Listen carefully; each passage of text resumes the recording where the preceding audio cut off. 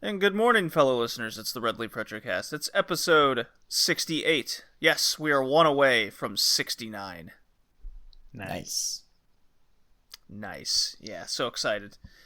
We got a fun episode today, as usual. We got a theme-picked retro games to discuss. We got we got a good topic here with all the latest technology reveals that are happening, and of course, we're continuing the recurring, not new anymore segment, the short magazine game reviews.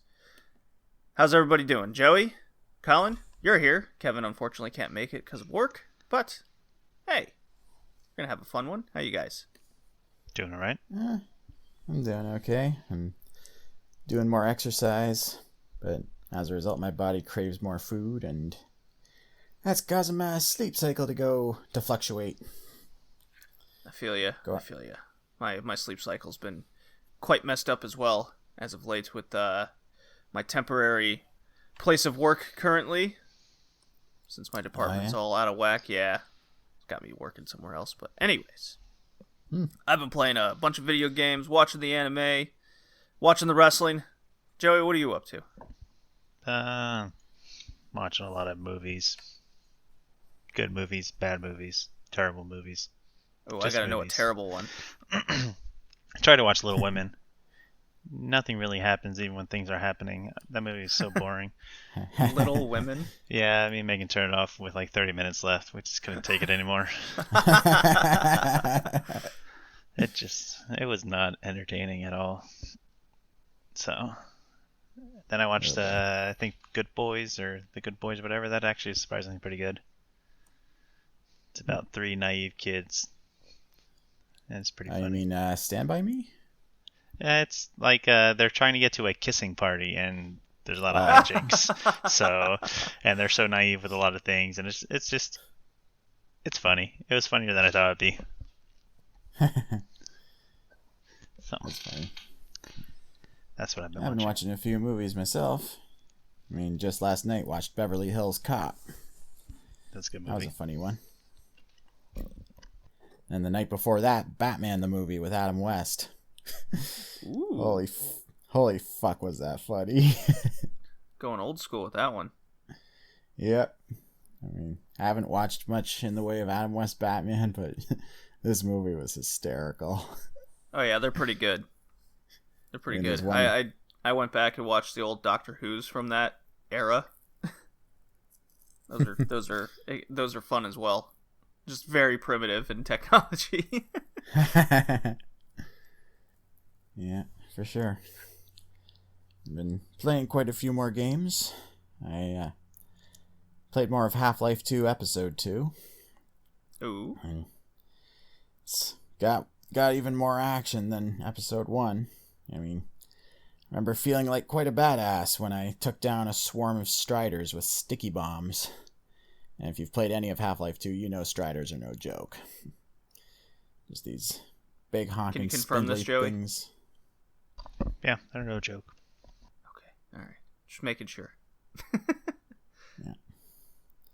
Sort of this tower defense sort of section of the game where you're driving around in a car, occasionally picking up sticky bombs to stick in the back, and then you gotta use the gravity gun to fire the sticky bombs onto the Striders' bodies, and then shoot them with another gun, and boom, down in one hit. But what makes it tough is that they have these little mini mechs at their feet that if you try to shoot the sticky bomb without killing those guys first, they'll shoot the sticky bomb off the Strider, and then it's useless. So you gotta kill them first. Meanwhile, the whole time the Strider's walking towards the base that you're trying to defend, and then if he gets there, it's game over. And then so yeah, that was fun. I've also been playing more of Children of Morta. Finally managed to beat the first world and unlocked some new characters. I mean, I can tell the game really wants me to master all of the abilities of whichever character you choose in order to effectively advance. Definitely not an easy game, but I like the story and atmosphere, and the gameplay is solid, so I'm going to continue with it. How would you compare it to, say, what is that, Trails in the Sky? That's that franchise? way better. I mean, Trails in the Sky was a turn-based RPG, so it's sort of an apples and oranges situation, because this is more of an action RPG with roguelike elements. Yeah, I kind of struggled getting into Children of Morta, personally. Yeah? Yeah. Yeah, the first level can be a real chore, but once you kind of get the hang of characters' abilities, it becomes really engrossing. It's made by the same people that did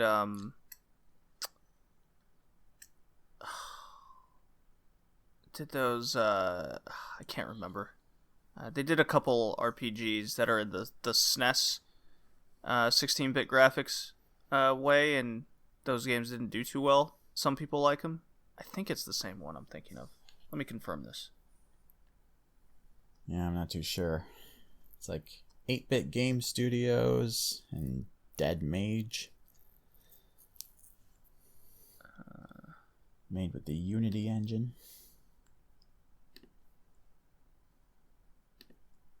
I'm just confirming my thoughts here. No, okay, it's not who I thought it was. Yeah. Okay. So then I don't think it's the same game then I'm thinking of either. Maybe. I don't know. Yeah, it's hard to say. I mean, this is top-down action RPG, but with pixel art. But in any case, I've also been playing more of Final Fantasy VII Remake. Ooh, okay. Talk, because my mom actually had her thoughts on the latest Modern Gaming cast. Yeah, go check that out. That's out now. I'll have to listen to that when I get the chance. I'm about 9 hours in. I am just after the segment where you're climbing the rafters and shutting off the sun lamps underneath Midgar, high above the slums. And yeah, I'm still really enjoying it. I mean, I don't often feel like I'm in a lot of danger of dying, although there were a couple of times where it was pretty close. But gameplay's still challenging and forces you to think on your feet, although it still gives you plenty of leeway with the mechanic that slows down time while you try to select certain actions, like a magic spell or using an item and such. So yeah, I really like what they did with the battle system in here. I don't think I've seen a battle system quite like it, not even in Kingdom Hearts. Boo. Gotta keep it up. I hate you guys. You guys are all assholes. Anyway. And yeah, the graphics are freaking gorgeous. I mean, Midgar feels a lot more alive in this game than the original, both in the slums and the city proper. I mean, at one point you're visiting a suburb, and I noticed it looks a lot like the suburbs I saw in Tokyo when I visited Japan. So you can tell where they got their inspiration there. Oh, for sure. And just the level of detail is amazing. And I also really like what they did with the story. I mean, they retooled the existing events to make more sense, added to it in a way that felt natural, and really made me connect more with the characters. I mean, heck, even Jesse, Biggs, and Wedge feel more like actual characters than just expendable crewmen. Cannon fodder, yeah. I know what you mean. Yeah. And I really like Barrett's new design. I mean, he still looks like a walking tank, but he still looks like an actual human being. And his voice actor does an amazing job. And of course, the updated soundtrack, awesome. So naturally, I'll be continuing on for the long haul with that one. Excellent. I can't wait to hear more of your thoughts as you progress through the game, especially when you get to the Earth section that I oh so hated. Well, soon enough. Soon enough. What have you been playing, Joey? I played a little Pro Evolution Soccer, if that's what it's called, 2020. Yeah. It was on Game Pass, so I started to get it. It's I just didn't even realize they came out with a 2020. I thought PEV was done. that's Or, 2020. no, maybe they just lost their license for like the Euro and everything. But they have exclusive license for Juventus. That's So so I guess random. FIFA can't have Juventus anymore. But That's I mean, funny. I played Become a Legend or Be a Legend, which is the same as Be a Pro in FIFA. Yeah. I think both those games are lacking. Like, they don't touch this gameplay at all, and it sucks because that's what I like to play in these games. So it just feels like FIFA with made up teams. So why bother, right? I might keep playing it. Well, I mean, the FIFA I have is 16, so I don't even have a new FIFA, so I might as well play it. To, get that soccer itch out. I also picked up Scrap Mechanic on Steam on sale because the survival mode finally came out. I have heard of this game. Apparently it's been out for ridiculous. years. My friend got me into it, and I already have like 20, 30 hours in it. So it's addicting. You don't realize it because you go into creative to see what you can build, and then you go into the survival mode to see if you can get the stuff to build it. So it's like, ooh, maybe I can do it like this. So you're constantly tweaking the things you make, and if you like creating things with like bearings and logic gates and whatnot, it's a really fun game. I already do that shit at work. I don't want to do it in a game. You think you don't, but then you play, you're like, oh, okay. This is the one where you have corn and you feed it to cows with udders on their heads, right? Yeah, and they produce Okay. apparently, and then they give you that sweet milk. Oh, yeah. 3 corn equals 1 milk. But yeah, there's enemies, and they're upgrading. There's a lot of like issues with it. There's some pretty big bugs. If you play multiplayer, and someone's car has like a bunch of bearings, is what we think is doing it. It can lag the whole game because one of the people I play with has a car with 84 bearings, and when he takes it off his lift table, it lags everything. When he puts it back on, it's okay. So That's funny. The physics with that, they got to optimize it up pretty good, but it's a lot of fun. I would recommend it if you like sandboxy, build whatever hell you want type game. Yeah, I've seen a bunch of Let's Players. Kind of, they're all doing this. It's just one of those games that have hit the viral mainstream, I suppose. Well, yeah, because the survival mode just finally came out. And it looked like... Oh, okay. That makes sense then. I don't know if it's still early access, but I looked back at videos and people have been playing it since like 2017, 2018, something like that. So the game's been around. It's just, I guess, a slow development. I don't know. Yeah, it looks at least with the Let's Players I've been seeing, it looks pretty funny. Apparently it was released in 2016. Oh, Jesus. Is it made by 2 people? I don't know, but this mode, like, I guess, brought a lot of people back, and I don't know. I think it's fun, and I think building some random ass shit is fun on it too. Yeah, that's what Legos are for. I don't need to get 84 bearings on a car, although that does sound hilarious. I've been continuing chipping away at Final Fantasy VI here.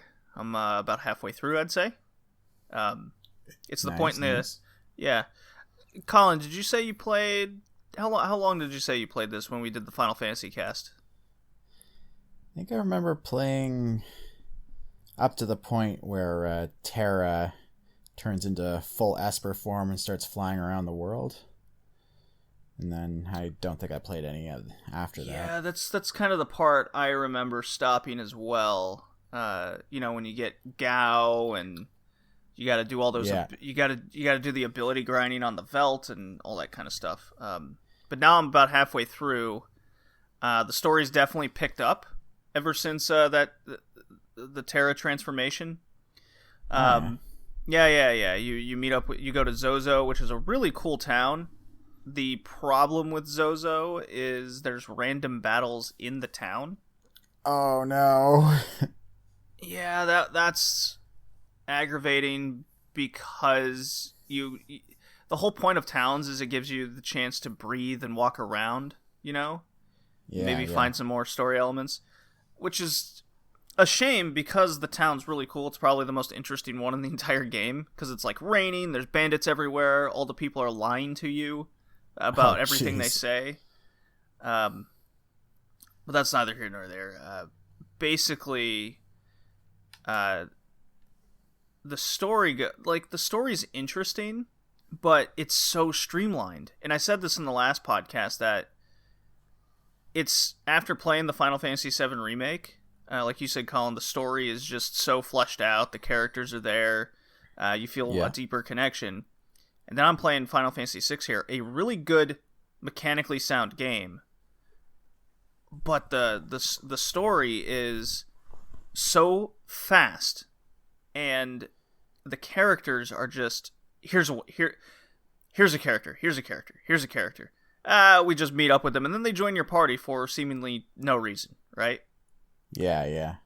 Yeah, like, why would this wild child Gao join up with you? Because he's weird? Like, just because he wants to? Why did you accept him? And the party's just like, hey, a new member, hooray, a friend.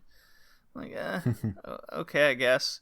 I can kind of buy into a couple of the other characters that you meet up with, but the dialogue kind of explaining how they join is very weak. So like I just met Realm and Strago, old man and his granddaughter, and this is after the Espers have broken into the world and fucked shit up. Like, it's burning to the ground. The world's burning, right? Oh, Which is pretty cool. Yeah, it's pretty cool.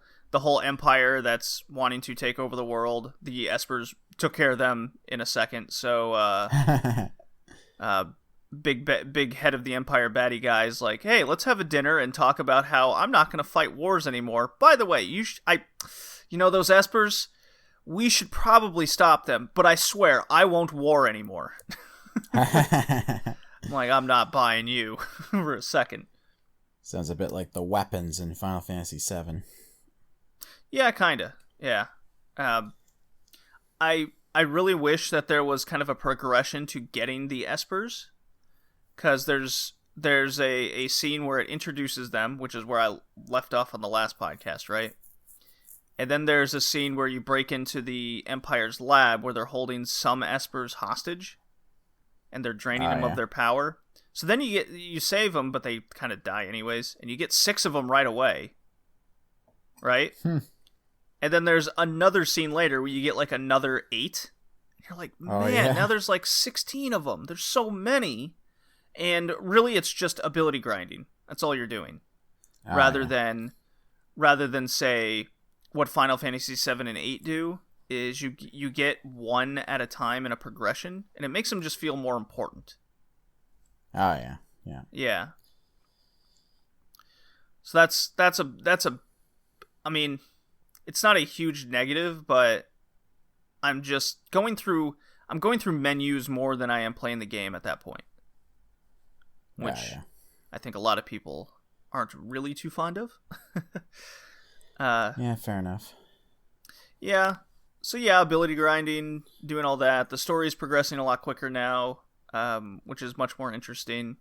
Because I must have grinded for about 4 or 5 hours just trying to get to the proper level to progress, and to have the necessary abilities to keep up with the enemies. You know, whether it's this one can't have fire, but I don't know that. I might heal him by accident. There's just so much information in Final Fantasy VI that it definitely garners a lot of replay value because of all these other characters, and you can play it in a vastly different way because of the large cast. But if you're playing through the first time, complete like I am, I feel like you should stick to kind of those main 4 characters, and then maybe throw in it almost seems like maybe I'll throw in this other character that I met up just temporarily, and then I'm back to the main group again. And it almost feels like the game should have told a story where they go their separate ways, and your main cast sticks to the main story. Know what I mean? Yeah, sounds about right. I think I remember Final Fantasy IV doing that. At the Yeah, very I couldn't least, tell you. at the very least in Final Fantasy IV, I think I remember the characters joining up feeling more natural there. Yeah, this one just I don't know. It doesn't connect with me on that level. But how deep the game is in its mechanics and what you can do and what you can learn, it's very much kind of a play the game one time, then buy the strategy guide, play the game a second or third time where you can go even deeper into the game, learn more, find more, do more. That's what it feels like. Yeah, and I think that's where a lot of people highly regard Final Fantasy VI because of that replay sense. value. Yeah, so that's where I stand on that. But I'm very happy the story's progressing at a little bit of a quicker pace now because it just wasn't connecting with me anymore. Yeah. Yeah, but now it's doing well.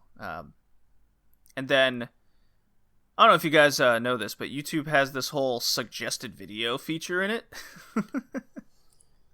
Go on. So I'm just it's just late at night the other night, and I've never watched a gaming historian video in my life, but it just happened to pop up on the feed, and the title was Sega's kind of lost RPGs or something. And I'm like, wow, that sounds interesting. Because I'm like, yeah, I like Sega. I really like what they do. I like their unique and interesting games. While Super Nintendo kind of had the more mainstream, mainline games. Yeah. So I'm like, all right, I'll watch. Man. Right, there is Phantasy Star, but that's like it. Shining Force in another way, but... Lunar. Well, that was later. This is kind of focusing on the Master System and Genesis. Yeah. So, goes through this little history of why Sega was kind of falling behind in Japan, and that was because of RPGs. And he goes on to say that late in the Genesis life cycle, I guess this would technically be 93, so they're only 2 years out from the Saturn coming out, and they're already going through that debacle mess with the Sega CD and the 32X that's about to happen, right? Well, Sega launches this RPG studio development plan where they're going to come out with 7-8 RPGs for the Sega Genesis, and maybe possibly carried over into the next gen as well, to get a heads up on that. And one of these games was a heavy clone of The Legend of Zelda. Oh yeah, big top-down action adventure game. Sword, you're gifted a sword and shield from your like dying parent. Go through dungeons. You play. It's called Ragna-Senti, and it did eventually come to Europe and the West as Crusader of Senti, but it wasn't released. So none of these big RPGs were released until 1995, I want to say. So the Saturn was out. So they were done with the Genesis. And so Gaming Historian starts talking about Ragna-Senti, its history, how it came, what it is. And I'm looking at this going, this game is fucking awesome. How have I never heard of this game before? And then he's talking about the main character, and the main character's name is Corona.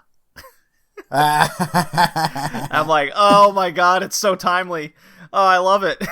Corona must travel the world and talk to people and infect it. No, not that last one. But it looks so cool. It's just like Zelda. Yeah, it looks just like Zelda. It plays a little bit more linear.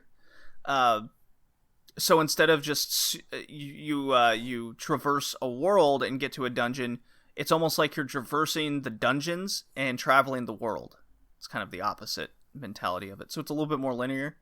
But you, instead of collecting different like items that Zelda did, you collect abilities that I guess you attach to your character. So it looks really cool. I immediately went on a repro site and bought one because the game is well over $300.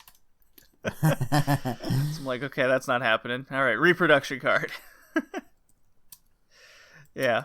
So I'm gonna have to try to think of a theme here so we can play Crusader of Senti for the podcast. Yeah, it's too bad. It's too bad you didn't think of it when we did our action RPGs episode. Oh my god, I would have 1,000% picked that game if I knew about it. But I mean, there's always these games are fuck expensive podcast we could do. Yeah, we could put in Panzer Dragoon Saga and what else is there that we haven't covered?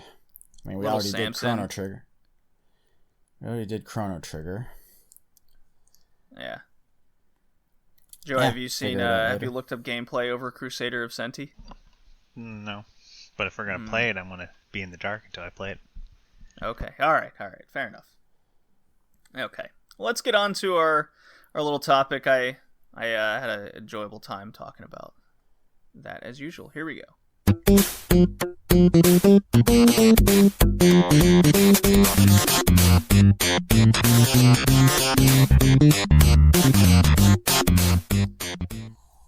Yeah, the new Toe Jam and Earl drop, boys. Ooh. Yeah. Made some drops. Snazzy. Yeah.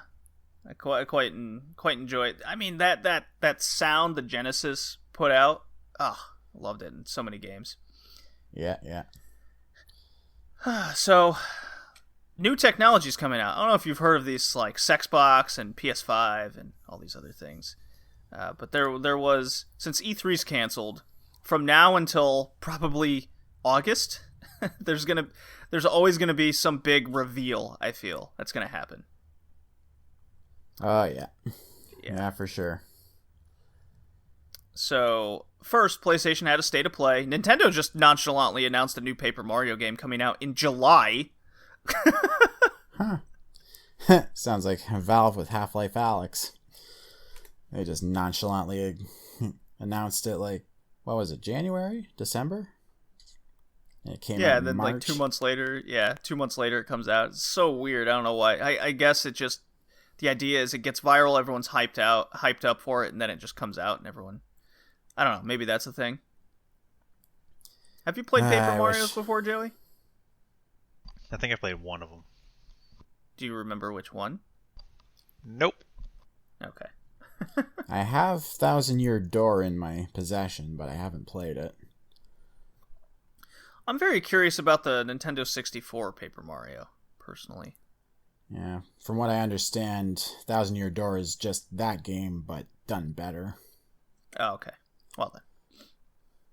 But yeah, PlayStation had a state of play. I generally enjoy these because it really showcases whatever game they're going to do, or it's a series of, hey, look at all these games that we're doing. Not so much promise of gameplay, it's just here's just an update on PlayStation in general. And Ghost of Tsushima had a big 20-30 minute video over what this game is, get us further hype for it, because it was supposed to come out next month and it was just delayed till July. So not too much of a delay. But yeah, what'd you think, Colin? I know you watched it. Yeah, it gave me flashbacks to so many different like sandbox type games. I mean, I remembered Red Dead Redemption, Breath of the Wild, Assassin's Creed, Horizon Zero Dawn, Witcher 3, Far Cry, and a bit of Sekiro too, but that was a more linear game. Right. I think it was just like the ancient Japanese setting that reminded me of Sekiro. Yeah, I could see that. Yeah, it's got like Far Cry mechanics where you go to like Mongol camps and then whether stealthily or just busting in, the katana equivalent of guns blazing. Yeah, you just it's just so much to do, and from what I saw, there's just a ton of detail in in the landscapes. It's just it looks pretty cool. I mean, I'm not sure I'm gonna buy it day one, but I'm very interested in playing it. I mean, this is a Sucker Punch production, so they haven't let me down yet. Although I have yet to play Infamous Second Son. I mean, they made Sly Cooper, they made Infamous. They're a solid company. Yeah, the issue with what happened with Infamous is just people lost interest with it, I feel. Joey loves Infamous. I do, but I think I never played Second Son, but the first two I liked. I think they could have expanded on that story. I've played those two. I have Second Son for my PS4. I quite enjoyed it. I haven't played. It's like a side story, large DLC. It's almost like another game in itself, I believe. You mean First Light? Yes, that's the one. Thank you. Yeah, it's it's sort of a big honkin' DLC. I don't know if I have it in addition to my copy of Second Son, because I have the digital version on my PS4. Just haven't played it. But with Sucker Punch, this is kind of what I'm talking about. They went from Sly Cooper to Infamous and now this hardcore samurai game, right? And to me, they haven't made a bad game yet. Whether it connects with you is not really the point. But in this case, this game looks so good. And it's got a grappling hook, so we know the rules, boys. We know the rules. Joey, do you know the rule? Of course. I do not know the rule. Oh, well, let me inform you, my naive son of you. If a game has a grappling hook, it's automatically in contention for Game of the Year. That's the rule. There is no bad game out there that exists that has a grappling hook. I'm sure there is. No. It's non-debatable. It's just a fact. This is not an opinion type matter. So yes, it's a samurai game. I thought when he was riding the horse and it was on the left side of the camera, that was kind of odd. Oh yeah. I'm sure you can change it to the right side. I'm sure that's just a simple button press, and that was just a way to showcase more of the environment. Yeah. You know what I mean? Yeah. And even if that's not the case, all it takes is a little bit getting used to. So yeah, the environments really stuck out to me. The blades of grass, all the colors, the landscape, how he's at the top of the mountain. You use the wind, the guiding wind, like I guess it's like Wind Waker in a way. Yeah, I'm not sure if you can control the wind in this one. No. What you do is you kind of choose where you want to go on the map. Oh, and then, yeah. And then from there, instead of just having a waypoint and it's an arrow that's pointing where you need to go, you use the wind, and the wind will point you in the right direction, which I thought was pretty cool. Yeah. Just a unique little tidbit. Makes the game more interesting. Makes it more stand on its own. What was really cool, and I didn't know the game was going to do this, was there's two proper ways to play. There's the Assassin's Creed way, where you're the ghost, and you're this assassin samurai, right? Yeah. And they put mechanics in where if you're fucking shit up as the ghost, like the Mongols will start to be afraid of you and run away. I'm like, that's cool. I like that. You can use all these ninja weapons, and I'm like, see, that's what Assassin's Creed should probably be. They kind of diverted away from that little mechanic there. Yeah, so if you want an Assassin's Creed game to be an assassin, it seems like being the ghost in Tsushima would work. Or, like you said, Colin, you can bust in a way, like honor style, just be like, I'm here to murder everybody. I'm a super samurai. Come at me, brah. And you're in the heavy defensive stances. Everyone's just swarming at you, and it's almost like the game is full on counterattack. You know? Yeah. Where if you time something absolutely right, you will murder these dudes in one slash, just like kind of epic samurai battles would be, right? Yeah, it's like the old, I forget. I think it was it the Seven Samurai? It was an Akira Kurosawa movie. think it was... Yeah, I think it was the Seven Samurai. Just the whole 2 samurai running at each other and slashing, and one of them gets the hit in. Right. So I feel like the game's going to be built up to you kind of taking over these areas. Very much that, you know, your sandbox formula we've seen 1,000 times. But to me, it came across that it's going to build up like Horizon Zero Dawn, with the world traversing. The story is going to progress through that world traversing and lead up to a big boss battle. In this case, I bet it's going to be this epic samurai meets samurai battle. And it's going to be one-on-one, super cinematic, like an old samurai movie from the 60s, you know? Yeah. And sure enough, even at the end of the presentation, they go, you can play this whole game in this wild black and white filter like an old samurai movie. If you want it. Yeah, so I'm like, fuck, cool. I'll turn that shit on for the boss battles. yeah. Totally. And they also mentioned that the various outfits give you various advantages.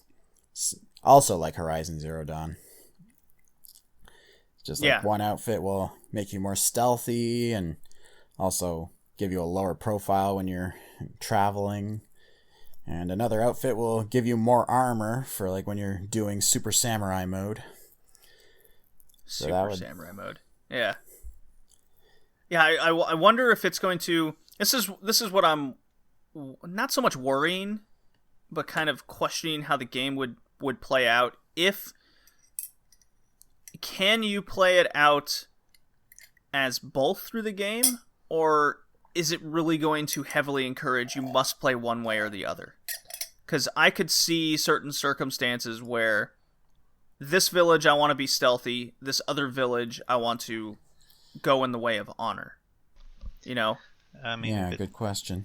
If that's based off like skills in the game, I can see it being one way or the other. But if it's just based on how you want to play it, then it shouldn't be. Yeah, and that's what I'm wondering. It's not going to be I don't think it would be a detriment to the game either way. It's just going to impact how somebody wants to play. Because nobody likes being forced to play one way or another, especially in a sandbox game. It would be kind of cool if you were playing as one mode throughout the entire game, as opposed to the other. It would like change how like certain bosses would play out. That would be cool. Like say you're playing that Super Samurai mode, then it's more of a knockdown, drag out, parry fest type deal at the final boss. Or if you're playing in Ghost as the Ghost mode, then you'd have something more akin to, say, the Mr. Freeze boss fight in Batman Arkham City, where you have to use all your various stealth techniques in order to get hits in. Yeah, I wonder. I'm more inclined to believe what Joey said, where the abilities would be lined up accordingly. Like, depending on how many enemies you kill being in a certain mode, that would just get you one ability over another. Which, in that case, that would be fine, I feel. Maybe. Yeah, well, we'll see how it goes. Yeah. I'm definitely getting this game day one, Colin. Definitely, for sure. Any thoughts, Joey? I know you don't have a PlayStation, so. Man, it looks good. But yeah, I don't have PlayStation, so definitely not going to be getting it. But what you do have is a SeXbox. Well, not that particular one yet, but you do have an Xbox. I do have an Xbox. Yes, I do. Yeah. Xbox had a big gameplay reveal thing. It was like an hour presentation. It was all these Zoom calls with various Microsoft employees with shitty microphones. And I am not joking. They were bad microphones. So there was a lot of parody going around making fun of them. It's like, how do all these quote unquote big developers, producers, and gamers can't get a a microphone where we can fucking hear them properly. But anyways, yeah, it was advertised as this huge first ever SeXbox gameplay reveal with gameplay, and then it goes, we're going to have Assassin's Creed Valhalla, which I'm absolutely dying because it's actually named Valhalla. You guys remember with God of War, and I just keep calling it Valhalla? Makes me wonder if one of the characters will be named Kratos as a joke. Yeah, why not? So yeah, then it advertised first ever gameplay reveal for Assassin's Creed Valhalla, and people got hyped in the chat and everything, and I was generally very curious with this. Like, what's Xbox going to bring to the next generation? What are they going to do to salvage their, well, laying an egg this generation? Let's be honest. And as the presentation went on, it's just these talking heads talking at you about nothing, right? With their shitty microphones. One of them, I think it was one of the lead producers of Microsoft. He has this is how it starts, with him making a joke with a giant SeXbox behind him where his refrigerator would be in his kitchen. Huh. And he makes the joke, it's the world's most powerful fridge. So I'm like, okay. I don't know if, like, I get it, you're in on the joke, but I don't know if you should be advertising that. when you're trying to convince people to buy your product. Yeah, really. Shouldn't make fun of it. Anyways, if they didn't advertise this as the first gameplay, then this would have been fine, right? Yeah. That's not what it was advertised for. It kept harping down gameplay. Here you go. Look at all this gameplay. There was no fucking gameplay. There was maybe less than 2 minutes in this entire hour-long presentation of gameplay, which you really weren't even sure, right? Yeah. So, Assassin's Creed was all cinematic cutscenes, and they said gameplay. There was no gameplay. They didn't show any Hellblade, which I was kind of bummed out about. That's kind of the one game I'm interested in. They showed Dirt 5, which, it's a racing game, you know. Every generation when they first come out, it's got to show off a racing game, because that's kind of it's the genre that shows off everything the most, you know? It's always been that way. Ah, yeah. Yeah, especially since 3D graphics rolled around. They showed a few other games that maybe look interesting, but what I noticed, and this kind of stuck out to me, was none of them said Xbox exclusive or console exclusive. None of it said any of that. It was just, here's a game that's going to be coming out. So I'm like, oh, that's interesting. I don't think Xbox is trying to go exclusive. Like, most of their games now, I think they're trying to get PC and Xbox. They're trying to get away from actual console and be more streaming. No, I do understand that, but they, at the end of the day, they are pumping out this brand new console, and they're not really doing a good job convincing, I would say, a consumer of why do I need to buy this box, right? Yeah, it makes sense. Like, am I wrong in saying that? Am I wrong, Joey? I don't know. Haven't been paying attention to either of them. Yeah, well. But, you cut the last few years of E3, they were always harping home, console exclusive, timed exclusive, Microsoft exclusive. None of that was here. So that really came across to me as either all these games are going to be on PC too, which is fine. I mean, it's Microsoft, right? I don't really mind that. Some people don't want to play on PC or go through all those upgrades. You just want plug and play box, right? I'm one of those guys. But no Halo, Assassin's Creed was a bummer. It was very jarring. A lot of people were pissed. So much to the point where Microsoft was deleting tens of thousands of dislikes on their YouTube video where this showed. Yeah, it just disappeared. It was pretty wild. So big, not a good start, because this, I don't know, would you guys say this is the right time to fuck up or the wrong time to fuck up? Hard to say. I guess it depends on how much you fuck up, because Naughty Dog and Sony certainly fucked up with all of their misguided efforts to contain the leaks. I honestly really don't think they care. So I don't think it'd be a fuck up because people are going to buy it if they want to buy it. I think there's less people who buy one or the other, and if they already have, they've already decided I'm PlayStation only or I'm Xbox only. So I don't think either's really going to be stealing from the other side anymore. And most people are just going to get both if they want both. So I hate exclusives. I think exclusives are stupid. So I'm happy they don't have exclusives because I think that's dumb, and I hate that PlayStation, Nintendo have exclusive. I don't know. I just don't like that. I don't even like it when Epic and Steam have exclusives. Although Steam doesn't do that anymore. They just say, "Hey, put your shit on here." I hate that Epic. It's like, oh, it's exclusive over here. Like, it's exclusive on this browsing launcher. I just want to play the game. I don't. Client. Just let me play. Look, I understand exclusives 1,000%. You want to convince the consumer the best reason to buy your box, and that is this is the only place to play that game, right? So I get why people dislike it. I get why you dislike it, Joey. But this is consumer-based capitalism. You got to have a reason to buy the thing. And for video games, the video game is the thing to buy the thing. Absolutely. I think this is the best time to fuck up because of the coronavirus situation. No one's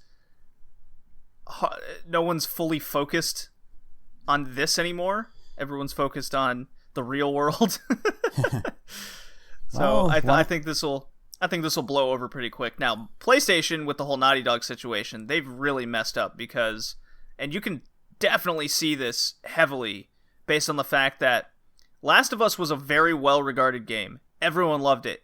And as this shit has come out, and as you mentioned before we were recording, Colin, that they're illegal DRMing the or DC what's the term called?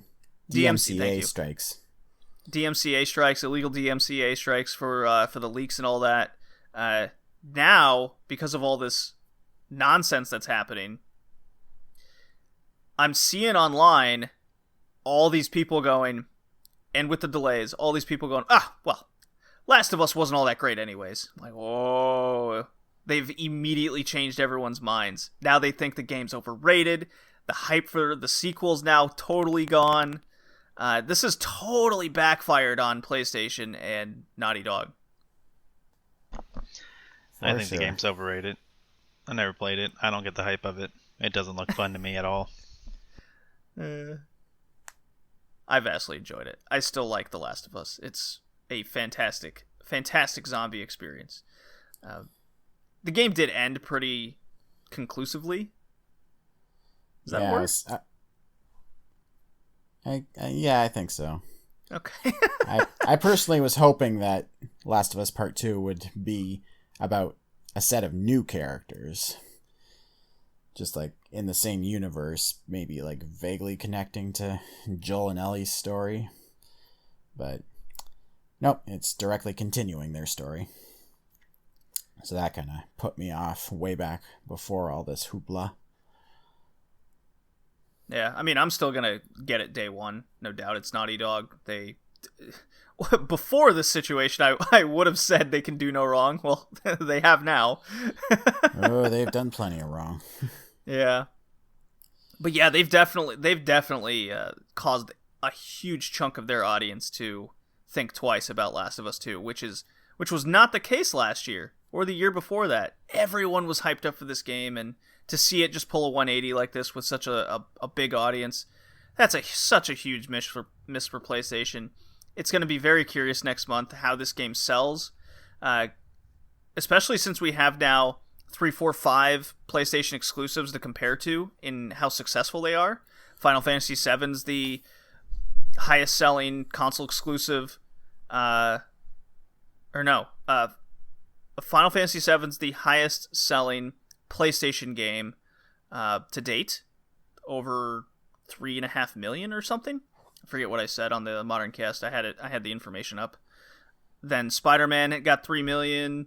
God of War Valhalla got 3 million. So I think that's the line of what Last of Us 2 has to make, is that 3 million sold in that first kind of week. You guys agree? Yeah, sounds about right. But I don't know if they're gonna make it after all of this. Yeah, we'll see how much this controversy impacts their sales. So just from a number standpoint, that's interesting. Joey, Unreal Engine 5. It looks beautiful. Fuck. I usually don't care. I usually don't care about shit like this, but dude, I needed to change my pants after all those triangles. Like it looks amazing. Like it looks real good. Have you seen this, Colin? I have not. Oh my god, the triangles, man. The triangles. The triangles fucking, as Kevin so eloquently put it. I'm interested to see what a PC can do with this, because this is coming out on both the PS5 and the new Xbox. Well, so, yeah, it's an engine. I mean, I know, but the whole big thing is like, oh, it's coming out day one with the PlayStation 5. I'm like, really? I don't think it's going to be day one. I don't think anyone's developing up to this. It might be on there, but it's going to be probably a game ported to the engine. The options on there. The first couple games are going to be games that were designed for the Engine 4, and then like, let's port it up and fix some things to make it real 5. But like, it looks good. The lighting, the whatchamacallit, the gravity, like a lot of the engine, like they vastly improved on the 4 from 4, and it looks good. I'm excited to see what games can do with it. Oh yeah, and I was contemplating buying a 4K TV because of this new technology step up, and 4K is becoming much more affordable for the market. Yeah, and we spoke a little bit about the specs that the next gen's going to have with this HDMI 2.1. That's the big tech jump. And with this Unreal Engine 5, I'm like, I at least have to have a 4K TV. Yeah, I mean, with a couple other specs. Pretty cheap 4K TVs, depending on the size you want. I mean, they generally don't go below, 44 inches? So mine's between a 45 and 50. I forget exactly, but yeah, it's a 4K. I got it. Yeah, my my theater setup here is set up for a 32 inch, so I'd have to put it on the wall. I'd have to put the TV on the wall. You can get down to a 43, I think, probably the smallest, which is what I see on Best Buy right now. Looking it up, yeah, 43 inches, the smallest they have for 4K. Yeah. Where I'm torn now because of how great everything's going to look in the next gen is that HDMI 2.1, where it's... Let me... Okay, what is HDMI 2.1? Because this is very important for the next gen. It allows data transfer at a much higher rate than 2.0. There's a CNET article on it that says a lot more bandwidth to the variable cable and connection. However, it's going to be many years before you'll see it on the average television. Yeah, so that's a huge kind of price point. Yeah, let's see TVs with HDMI 2.0. Oh, they're like not even out yet. I think LG is maybe the only one. I was going to say that came out last year. There's got to be at least one. Is that Samsung has one, and it's supposed to come out this year, or came out this year? Or it like just came out this month or something. Yeah, there's a couple of them for Samsung that has them. Don't know if they're out yet, but they have model numbers, so. Holy fuck. $13,000 85-inch TV. Oh yeah, like a minimum cost TV with the HDMI 2.1 is going to run you like $1,000 minimum. The smallest one is a 49-inch. Okay, here we go. This is what I was looking for. It's a confirmed frame rate up to 120 frames per second is what this 2.1 allows you to do. So it's that higher resolution and higher frame rate. Up to 120. Up to 120. That's such a low frame rate. Or frames per second. I think I played Counter-Strike with like 200 to 300 frames per second. I don't know if it's going to be a big enough deal for me, because I still have just this 32-inch Samsung. It has 1080p, and I don't think twice about anything else, right? But with this Unreal Engine 5, now I'm thinking twice. Well, there's a Samsung 49-inch 4K with 2.1. That's only $1,000. Yeah, only $1,000, Joey. No problem. Maybe if I get next month's Stim check, that I'll have it. It has some anti-glare technology, you know. So that's nice.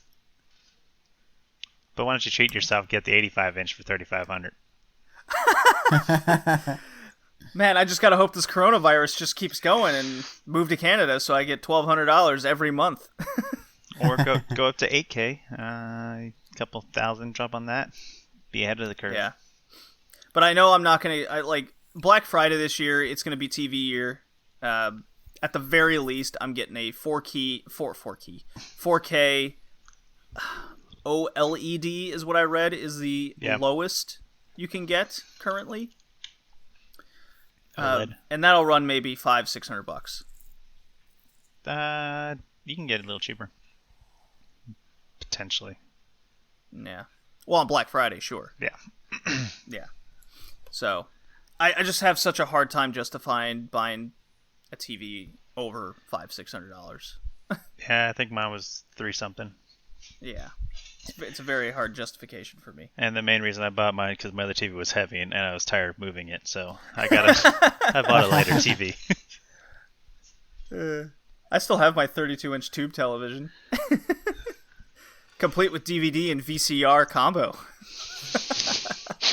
Yeah, I've still got my family's old tube TV for playing all the retro games. Hell yeah. I used to have a wooden TV that I played retro games on. A wooden one? All right. Yeah, it was in our garage for the longest time. I think we finally got rid of it. I remember that thing, that big old thing, yeah. That had the panel that hit the channel. It didn't have a remote because it's so old. The speakers were on the side. No. It was classy, right, and it was like 1,000,000 pounds. All right, let's get moving on here. We got a lot to talk about. I'm watching the Unreal reveal right now, and holy shit. Yeah? Those are some detailed graphics. It's like even higher than Final Fantasy VII Remake, and that's saying something. Yeah, maybe you have to go change your pants now, right, with all those triangles? And not quite that much. All right. Well, eat more corn. Maybe the milk will come out faster. All right, let me play this drop, and we can skedaddle here. All right.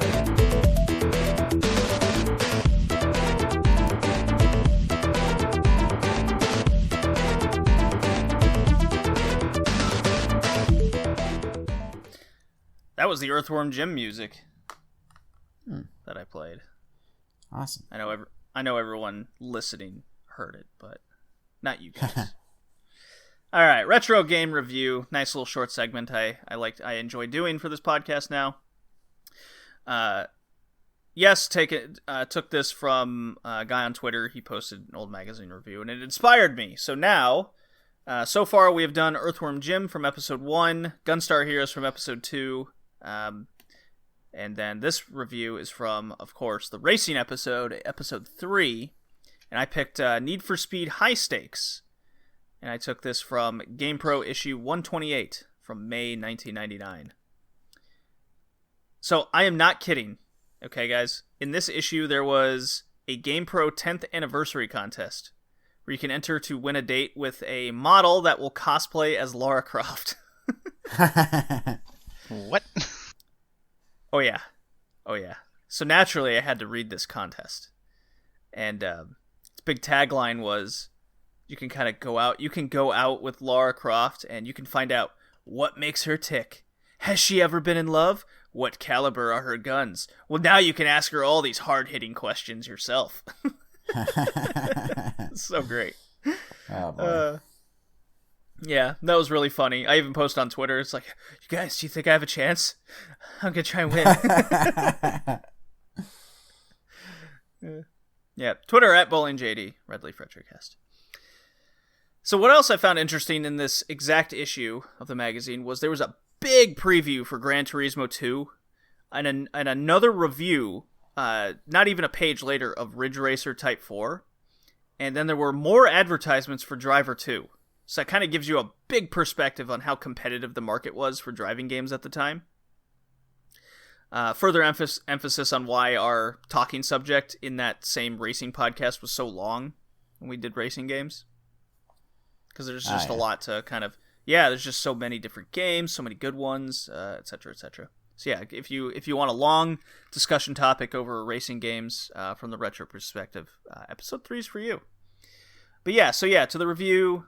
Immediately says Gran Turismo may have cars and cups, but Need, single word by the way, it's like it's a cool tagline, like, hey, have you played Need yet? Has the graphics and slick handling. So I thought that was weird, that it was immediately compared to Gran Turismo. You'd think you'd want to review something separately, but for a gaming magazine, we can do that, because we're just dudes on a podcast, right? Yeah. What stood out the most in this review was its remarks over the controls. Beautifully tuned for dual analog controllers, but it's a damn shame you can't use one stick to steer and the other for gas and brake. That is interesting. I don't remember ever playing a racing game with those mechanics. Have you guys? Yeah, I don't think so. Gas and brake on a D-pad? Or analog? That sounds terrible. Yeah, just saying it out loud makes it weird. Like, why would you want that? Closest I can remember is Crazy Taxi. Because I know that had you shifting gears forward and reverse, and then accelerating and braking with the shoulder buttons. No, but this is talking about expectation of use like the left analog stick for the gas and brake, and the right analog stick is to steer. That's it. So not using buttons for acceleration or braking. Yeah, I wonder how that would feel to play. Yeah, because I know when we did Ridge Racer Type 4, there's there's a controller that it was made with, or made for. I forget the name of the controller exactly, but what it is, it has this... You can twist the controller itself, and that's your turning mechanism for more precise controls. Very unique. But yeah, I thought that really stood out to me in this review. I just can't really think why that was an expectation to begin with. Why that... I don't even recall a single game that did it. I know the only closest thing I can think of is Twisted Metal 3, where it's up to go, but you also have the option of like square to go. So anyways, graphics got a 5, sound got a 4.5, control got a 4.5, fun factor got a 5, for a 95 out of 100, almost a perfect game here for Need for Speed High Stakes. Hell yeah. So I'm like, damn, Game Pro. When am I going to find a bad review? Yeah. I looked in, got some requests for some fans that they want us to do more Electronic Gaming Monthly magazine reviews. But I couldn't find the High Stakes review for this one. So, I did look it up. God, I wish the PlayStation magazine was in the archives. I'm very sad about that, because that was the one I had growing up. All right. So yeah, Need for Speed High Stakes got a glowing review, but still compared to Gran Turismo, which I thought was weird. Let's see. Next drop. Choices. Zombies Ate My Neighbors. Why not?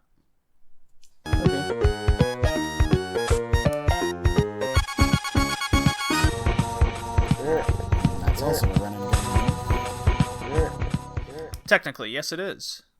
Yeah, so sticking with those early 90s chiptune music. So yes, run and gun games. Should probably mention that that's our theme, but if you've read the frickin' title of the episode, you know what we're doing here. This was Colin's pick. Colin and Joey did a swapperoo, so Joey would get his special number. Why did you pick run and gun, and what was the criteria? There's just a lot of games I wanted to cover that were run and gun. I mean, Zombies Ate My Neighbors was originally going to be one of my picks for this topic, but then Kevin picked Zombies, and so I decided to move that pick over to that cast. Sure. And thank fuck I did, because it was probably was it the only good game that was on that one? I can't quite remember. You know what? I can confirm this right quick. Zombies. Medieval 2 got a C. Got a C tier from all of us. But yeah, Zombies Ate My Neighbors was the high one of that cast. For sure. For sure. Yeah, for run and gun games, it can be any perspective. It could be 2D, it could be 3D, it could be top down. All that really has to have is like a big variety of weapons, largely being able to fire while running, a la Contra. Right. And just games where you can just blast yourself silly. Simple enough. Yep. I had a lot of fun with this theme, more so than I thought. Just from, I'm not huge on run and gun games generally, but when we picked the games and I really thought about it, I go, it's almost side-scrolling action, almost in and of itself, kind of comes across as run and gun naturally.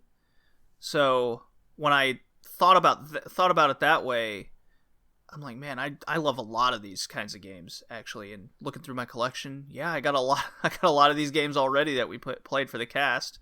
How about you, Joey? What did you think overall before we get into the games? It was a better theme than we've had recently, so I think that was good.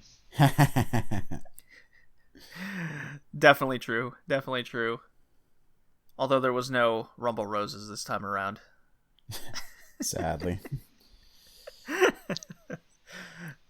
No Dead or Alive either. Although I don't think we've covered a Dead or Alive game, have we? We have not covered the game of titties. All right, let's get into your first pick, Colin. Because the way we do this is the theme picker gets 2 games, while the rest of us just get 1. Yep, makes things more streamlined. And my first game on the docket is Earthworm Jim 2 for the Super Nintendo and Sega Genesis. It was developed by Shiny Entertainment and published by 3 different companies. There was Playmates Interactive Entertainment for North America, Virgin Interactive Entertainment in the EU, and Takara in Japan. It was released in North America on November 15th, 1995, and in the EU in December 22nd, 1995, and I forgot to write down the Japan release date. That's okay. Very late release in the Genesis and Super Nintendo lifespan, which I found that interesting, because the Saturn had come out, so... I imagine the guys at Shiny Entertainment wanted to not alienate the fans of the original game. Right. They wanted them to be able to play it on the same console that the first game was on. So, I played both the Super Nintendo version and the Genesis version. Both have their pros and cons. I mean, the Super Nintendo version actually lets you switch your weapons in the side-scrolling levels. But the Genesis version has better graphics and better sound effects. And I remember way back in the day, I was kind of thrown off by Jim's idle animation in this game, because in the first game he looked like a legit badass. You just see him with a super serious look on his face. He's got his gun out and he looks like he's ready for action. But in this That's true, game, yeah. in this game, he's just tap dancing in place with this innocent look on his face. They went for more comedy in the second one. Yeah, for sure. And definitely a lot more variety in the levels. It's like pretty much every level is different, although after a while the game starts recycling previous types of levels. Like for instance, it recycled one level. the recycled level was the little trampoline level where you're bouncing puppies that Psychro is flinging out the window of a tall house over to safety, and there's only a limited number of puppies you can allow to fall to their death before your little pal Max goes full Incredible Hulk and pounds the shit out of you. It was fun the first time. Yeah. Yeah. At some point, Psychro throws a bomb, and then you bounce that over to Pete, and then he'll throw it right back at Psychro and hit him. And then after a while, after a certain number of bombs go off, you've won the level. But yeah, it's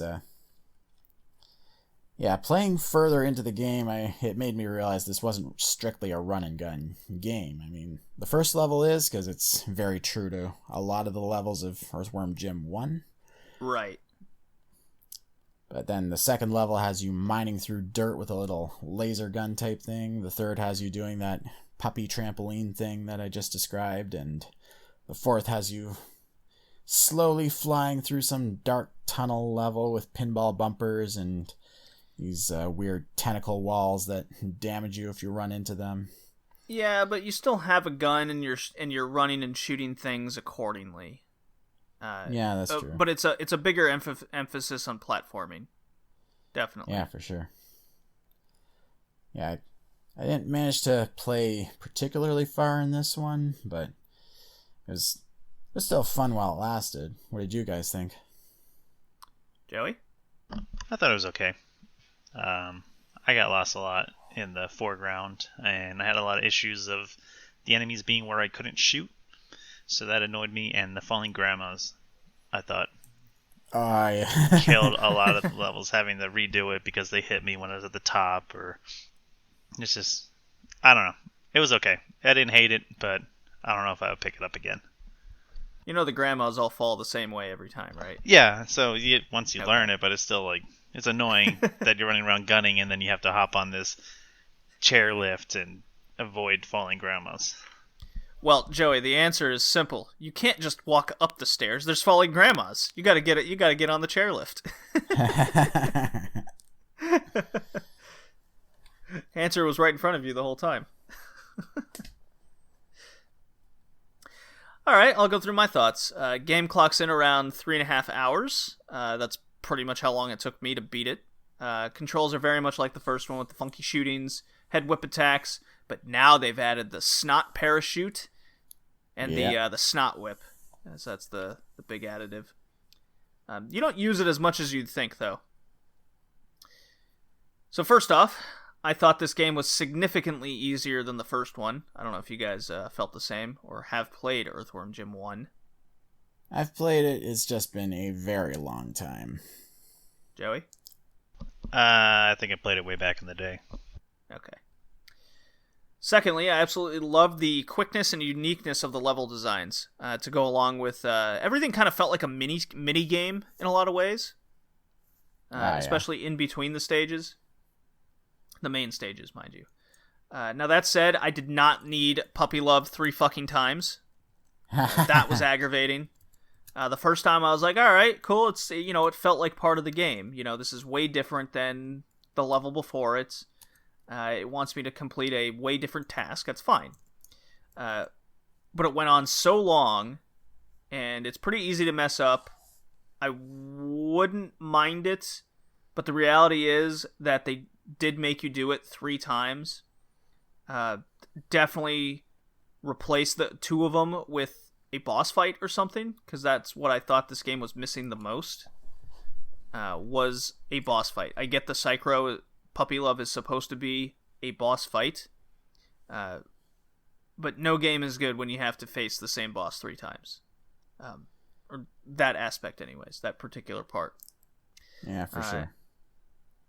But yeah, like you said, Colin, there's the salamander floating stage, the burrowing ants, the balloon head floating up. I'm always a fan of those kinds of levels. Like Donkey Kong with riding the parrot. Yeah. Those are always fun and unique to me. Hell, even the newspaper mayhem stage felt like something straight out of Mad Hatter's brain in Batman. Just I don't think I played that far. Oh, it was wild. There's just papers blowing everywhere. There's filing cabinets coming after you, and you have to wait till they try to attack you with its drawer, and then you can jump on it and jump over them. Very cool. Like, the whole game's like that. I mentioned the boss battles. They definitely needed them. Let's see. I absolutely loved level 8, where you're running on all the food above a grill, getting chased by a salt shaker of all things. That was cool. The great thing about Earthworm Jim games is there's always weird quips in every stage. So like in this level 8 with the salt shaker, you can whip a snail to get him to move, and then the salt shaker will be temporarily distracted and want to, kill the snail over you. So it gives you more time to try to escape the salt shaker that's attacking you. So that sort of weird comedy and weird extra detail is what's great about these EWJ games. As the kids say. Of course, at the end, it's all revealed jokingly that our main characters in the game were all cows this whole time. That's the big joke for the end credits. I did beat this game. It was a lot of fun. The final stage, I could see getting on people's nerves. It has a much higher difficulty than the rest of the game. It's a run for your life level. You're in a chase with a random character. You don't really understand what that character is. I guess it's Psychro in a robot suit, is what I gathered. But yeah, it's a side-scrolling chase where you're just trying to, or race, mind you, and if you don't beat them, you lose a life, and you can fall through the stage pretty easily, and that'll get you to lose a life. So you could realistically lose all your lives just right there on that last stage, and not die at all throughout the whole game. It's very possible. But the game does have a password feature, so there is that. You could look up. Good to know. Yeah. Do you guys have a favorite stage? Or did you not get past the grandmas, Joey? I didn't play too much past the grandmas, because the second time they showed up, I was like, this again? So I was like, I'm done. The grandmas got to him. Yeah, I guess the first stage was my favorite because it reminded me of the original game. It was a good way to introduce you to the sequel, I thought. Yeah, for sure. And I like Tommy Tallarico's soundtrack for this. I mean, he's gone on record saying that Earthworm Jim was his favorite game to compose for, so you can tell he put a lot of love into his soundtrack. Yeah. Makes me look forward to is the new Earthworm Jim game coming out for the Amico whenever that gets released. Oh, is that an Amico exclusive? I believe so. I bet it will come out on other things eventually. I bet it's only a timed exclusive. I don't see the Amico doing too well. Call me crazy. We'll see. I did look up other Earthworm Jim games, because I'm like, I can't imagine why this would end at 2 when they were so successful and highly regarded. And as it turns out, Playmates got bought out. That's what happened. Oh, shit. And they had to make a game for the N64. That was Earthworm Jim 3D, haha. Okay. And it wasn't made by the same staff. The staff felt like their rule was they didn't want a true sequel. They wanted each game to feel more unique than the other. kind of give you more incentive to play it, right? Makes sense to me. That's why you see a lot of games, once they reach kind of that third or fourth iteration, or the third iteration, that they don't call the next game 4 generally. They give it a title to make it seem like it's a brand new game again, where you don't feel like you have to play 3 other games before it. So that was kind of their mentality. And Earthworm Jim 3D, I read, is a collect-em-up, because everything on the N64 had to be a collect-em-up. And it was horrendous. And that's what essentially killed the franchise. Yeah, that sucks. Yeah. But sounds like the new one on the Amico is getting all the original developers back for it, so... Well, that's a big bonus positive. So yeah, I did get magazine reviews for this one. GamePro issue 76, November 1995. And yeah, so the game came out in November, so very timely review release, compared to, say, Gunster Heroes that was reviewed 5 months after the game came out. Found a 3DO ad in there promoting Blade Force and Killing Time. And it's, the 3DO tagline, "We got it, they don't." I don't know what they got, but they don't. I feel like they were nobody ripping else off has Sega with the Sega does what Nintendo don't. Yeah, I suppose, yeah. It was this big 2-page ad. It says, all those in favor of gun control, please skip this ad. And I'm sure a lot of people did, in fact, skip the ad. Oh, boy. Yeah, so this issue had a large 2-page review of Earthworm Jim 2. So here's a quote from this review. "Psychro has put the snatch on Jim's girl, Princess What's-Her-Name, to marry her himself." Have you guys ever put the snatch on a girl? All the time. I don't think that came across the way they intended. Colin, next time we go to a bar together, let's put the snatch on a girl. I'm sure it'll work. They use the term, feels like you're playing an interactive cartoon, which I thought is an apt description, actually. Yeah, for sure. Yeah, it highlights all the faces and guns in the game, so that kind of goes with what you said, Colin, with all the animations being a little goofy. I thought it was a good review. Graphics got a 5, sound got a 4.5, control got a 5.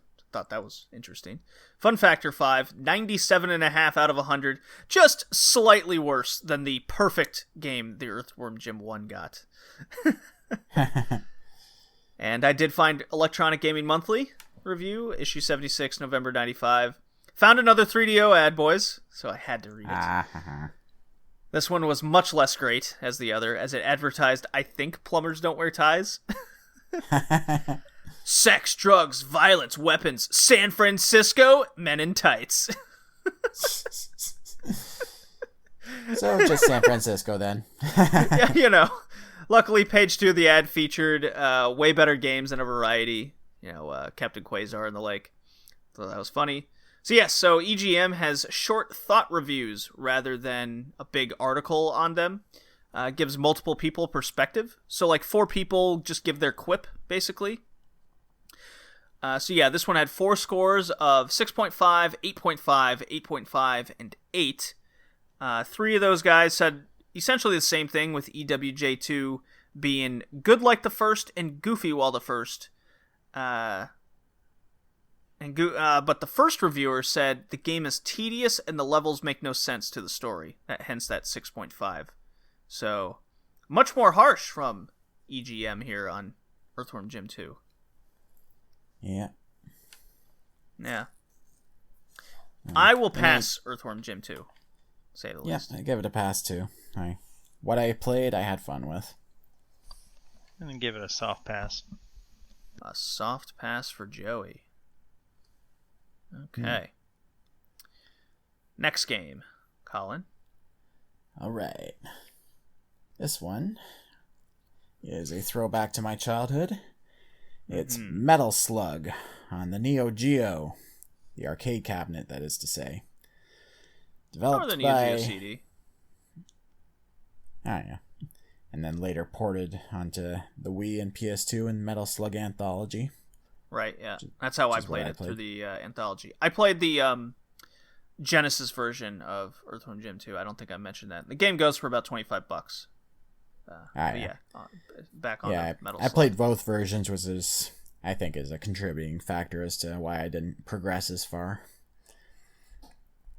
But in any case, Metal Slug was developed by the Nazca Corporation and published by SNK. Released in the arcade in 1996, and in North America on April 18th, and in Japan on April 19th of the same year. Now, this game was a huge quarter muncher for me way back in the day. I can see why. Yeah. But it was worth it when I got to play with my brother and on co-op in the arcades on our various family road trips. And just thank fuck for infinite continues in the Metal Slug Anthology. Now, the Neo Geo CD version and the MVS that you can get of Metal Slug also has infinite continues for your home release.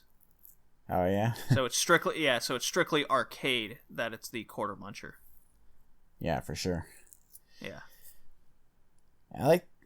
Call me weird, but I like to think of this game as the illegitimate love child of Contra and Wolfenstein.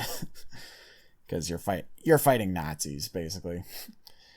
I would have said Gunstar Heroes instead of Contra, but Gunstar Heroes at least gives you a health bar. This is a one-hit kill system. Right. And that was basically the reason it was a quarter muncher, because one hit, you're dead, and you only get like 3 lives. 3 lives before you have to hit continue, correct, yeah. Yeah. I mean, for my playthrough for the podcast alone, I would have lost at least $10 on an actual arcade cabinet. But yeah, with the infinite continues, you can beat this game in less than an hour, but still a lot of fun to play. And there's a bit of an incentive not to get a game over, in that your score gets higher that much faster since you have bonus points at the end of the level for all the hostages you rescue. And yeah, basically the game, you're just going through various types of war zones, firing your guns every which way and blasting Nazis. And if you get close enough to them, you'll do automatically do a melee knife attack that kills them instantly. You get a whole bunch of different weapons that you can pick up. There's your basic pistol, there's the heavy machine gun, there's the rocket launcher, and I think there's a grenade launcher at some point too. But you also get hand grenades that help do like area of effect damage, as well as just more damage in general to like take down bosses and knock down certain destructible buildings. And of course, there's the game's namesake, the Metal Slug, which is a tank that you can just climb in and then just start shooting every which way, and that actually has a health bar. And so you feel a lot more powerful in that one, and the thing can actually jump. And the game just gets a lot more fun once you actually have the slug. And yeah, not much more to say about that. It's a pretty simple game. It's just lots and lots of explosions, lots and lots of soldiers getting blown up or gutted or burned alive. It's just a lot of fun. What did you guys think? Joey, why don't you go first? I enjoyed it up until the 3rd level, the mountain climbing level. Yes. And then it became a shitty platformer because it's really hard. I played it on Steam because it was available on Steam for $8, and I didn't feel like getting an emulator for a Neo Geo. So I don't know if anything changed or if it was close to original, but I had a lot of fun with it. I would have wasted a lot of quarters too if it was on arcade. And it felt like Neo Geo emulator is very easy, by the way. Yeah, it could be, or I just get it on Steam, Yeah, okay. It felt like every couple continues, they gave you at least the version I played gave a free upgrade. But I played it on easy just to see if I could get pretty far. But it was fun. I enjoyed it. I liked the knife. I thought that was interesting. Instead of letting them walk into you, you actually can attack them when they're close. Yes, that is a great additive in the mechanics. Absolutely. I thought that was nice, but I really enjoyed this game. I thought it was a lot of fun. Did everyone beat it? Is the question, because since it has that infinite continue option, you can beat this game in like an hour. I didn't. Yep. There's one jump in the beat mountain that I kept failing, so I stopped playing for the time being. Aw, boo. Colin, you said you beat it? Yes, I did. Took a lot of continues at that final boss, but I did it. Do you happen to remember how many continues you had, or because at the end credits it shows how many quarters you would have pumped in? No, I didn't bother to look for that. Oh, so my first playthrough, I had 20 continues. Yeah, so like 60 deaths is what at least 60 deaths is what I had, which is pretty crazy. So what I like to, I don't know, there's something about the Metal Slug games that I really love. Excuse you. Something went down my windpipe. Yeah, I heard that. The game's known for its sense of humor. I really like it. The fluid hand-drawn animation is fucking astronomically awesome. You can play this in 2-player, which is really cool. It's a really fun co-op game that you can just goof around with for an hour. The Anthology collection is great because if you just want to sit down and have a pick-up and play session with these infinite continues, you can go through like fucking 4 of these games in, an afternoon, right? Yeah. So that's really fun. It's been ages since I've played the first one, and we did play the second one for the podcast, and made me realize that this is just like you said, you're fighting Nazis, you're in a war, right? That's what this game came across, a war with awesome animation. A lot of it going on, explosions, buildings falling in the background. It's the amount of detail in this game is amazing. As for the difficulty, there's something that Metal Slug always has, and that's you can. Yes, it's an arcade game. It's meant to take your quarters, but it's not one of those arcade games where I felt like the deaths were cheap. Joey, you mentioned the misjumped one. I didn't really get that. I just felt like the one time and that was it. That's me. The deaths don't feel cheap. It feels like the characters have this set path that they're going to do, and and if they get to a certain point of their path, that's when they're gonna start shooting you and barraging you with weapons. So you kind of have to develop this technique of, this is what I have to destroy first, this is what I do second, this is what I do third, through each individual area. So that allowed me to kind of, it motivated me to get better at certain sections, and I really wanted to, I usually don't do this with games, but I really wanted to try to beat this game with using under 3 continues. And it took me 5 tries. I didn't play through the whole game 5 times, but I did at least do it twice. And the final boss, it's just a matter of patience with that helicopter dropping all those bombs, where it's gonna have that pattern. You shoot it a couple times and move away. Kind of that I guess Dark Souls mentality of stick and move, don't get greedy. Same concept. Yeah. But throughout the game, I really liked how I wish you could get into the Metal Slug a few more times, because I believe I read in the arcade version, you have more opportunities to jump into other vehicles. But that, I don't know, I guess that kind of separates the home release to the arcade release and makes you want to, play the arcade one. It's like, oh man, you can do a little bit more in the arcade. Let's pump those quarters in so I can get into the vehicle. So I can kind of understand that marketing standpoint. I think I got in there like 2 or 3 times. So maybe I played the arcade version. I don't know if Steam I think had both. So I think I only got in it once, maybe twice. maybe. I remember one time specifically, and that's kind of early into the game. Do you remember, Colin? I thought there was a slug every level. Was there? I don't recall. Maybe I missed him. I was playing the Wii version of the Anthology, so I'm not sure. Yeah, that's what I have as well. Yeah, I thought for sure there was at least one slug per level. Yeah, I don't remember that. But yeah, this game is a slam dunk. I was very motivated to really feel like I beat this. I mean, if you want the difficulty, then I would suggest do what I did with limit your continues and kind of accept defeat. I know that's a kind of a hard concept in 2020, but that's what I did. And Metal Slug 3, I was able to do that, and now Metal Slug 1. So maybe I'll have to go back and try that with Metal Slug 2 and progress. The game goes for $180 on the MVS version or Neo Geo CD. More and more, I'm like tempted to get a Neo Geo CD, but then I realize that all these games have come out on literally everything else at this point. So there's even from a collector's standpoint, I'm like, that's a lot of money. I don't think it's worth it.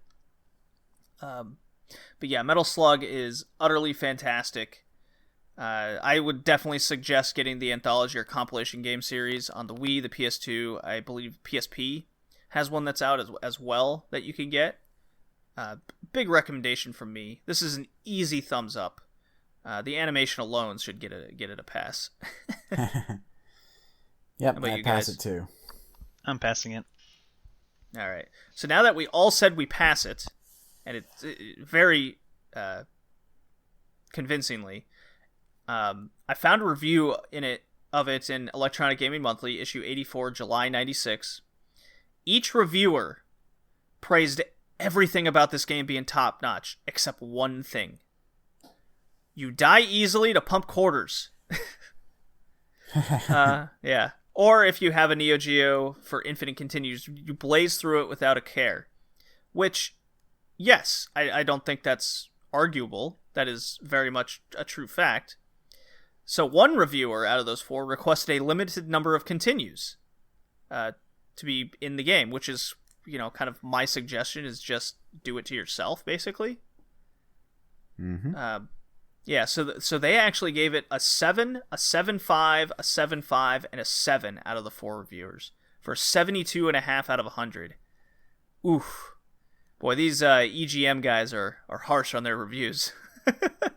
Yeah, for sure. Yeah.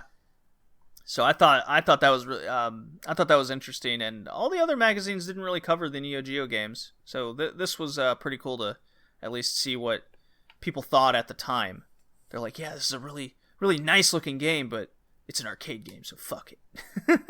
I guess. I mean, that's my interpretation of it anyways. So, Joey, your game, sir. Yes, my game. B.O.B. Bob. For Super Nintendo Genesis. I guess it's $12. Developed by Grey Matter for the SNES and Folly High-Tech Systems for Genesis and published by EA. Came out in the summer of 93. I liked it. It was a fun game. I like the robot, although it did get annoying when he fell too high and he just kind of melted in himself, and it took a little bit for him to get back. Yeah. I like the weapons. I did like his little blurbs he would say every once in a while. I like the crouching, that it actually stayed crouched. Bogus, Joey. I thought it was a pretty fun game. I wasn't expecting much from it, and it actually was better than I thought it would be. So. Interesting. Anything particularly stand out to you in the game? I mean, if you fell in the pool or the electricity, it killed you pretty quickly. But the enemies seemed rather weak. Only constant attacks are what killed me off. And I like the mechanic of the helicopter flying thing or whatever the extra bonus stuff was. Right. I thought that was interesting, but it sucked when you ran out and you're like, no, I want to get up in this area. There's something cool up there. But I don't know. I thought it was fun. Colin? Well, I found this game to play a lot like Earthworm Jim meets Mega Man. Just like with the item and weapon switching. Interesting that comparison. Joe described. I like to call it Earthworm Jim Light. I mean, I played the Super Nintendo version. And yeah, so did I. It was a fun game. I mean, it was kind of annoying that when you go into duck mode, you have to push up again to get out of it. I mean, why not just have it so that you hold down on the D-pad and then let go and you're back up? But it's also a little annoying. There's a screeching sound effect each time you stop moving, because it's like sort of like Sonic the Hedgehog, but I was thinking the exact same thing. Sonic Adventure, yeah. And like Joey said, the fall damage, in addition to needing to wait a couple of seconds before you can get back up, was also kind of annoying. That's a mechanic that made its way into Dead Cells.